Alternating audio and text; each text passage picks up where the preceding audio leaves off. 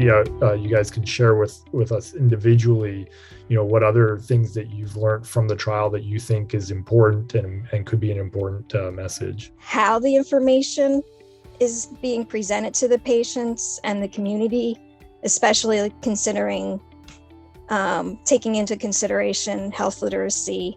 The patient infographic was super helpful in just explaining to them where they're at now, how long they're going to be in the study, and when they're going to be followed up with at each visit. Designing a trial that maximizes feasibility and enrollment. So the cluster crossover design that this trial utilized allowed patients to be enrolled for several weeks post-op rather than pre-op because the intervention. There are just so many people out there with different perspectives and different levels of literacy and understanding. It seems more personable to tell them we just want to check in with them because we genuinely want to see how they're doing. And that tended to help too with enrollment. What I was bringing to the table wasn't what you had, but what I was bringing to the table was something you needed, and what you were bringing to the table, I could share. To recognize things like housing issues, substance abuse, things like that are, often the reasons for excluding them from research. We'd mentioned the fact that we're just looking to do some additional follow-up with you when you're going to be seeing your surgeon anyways.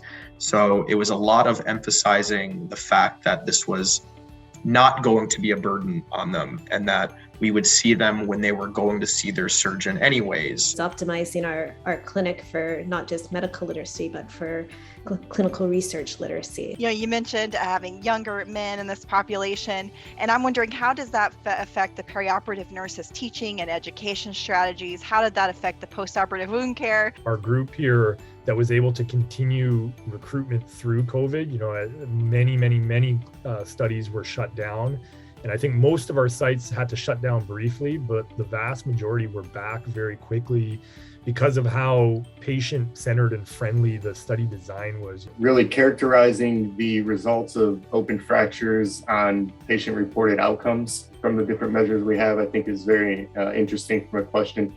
And though this isn't necessarily the treatment related, I think this really helps me when I'm talking to my patients going into the OR or seeing them back in clinic as their care evolves. And understanding that the follow-ups are more about caring about people and caring about how you're doing and how as a community to best support, as that medical community, how to best support each patient. At some point, we're truly gonna focus on is, iodine better than chlorhexidine, right? But I also think that there's been a ton of other lessons learned, and particularly going along that 10-step framework. And as I admitted, all of that was new to me. And I feel like in many senses now it's like, oh yeah, no big deal. This of course, this is the way it's done. The insight from the patient partners has really impacted how I think about research in a way that I didn't entirely expect, to be honest.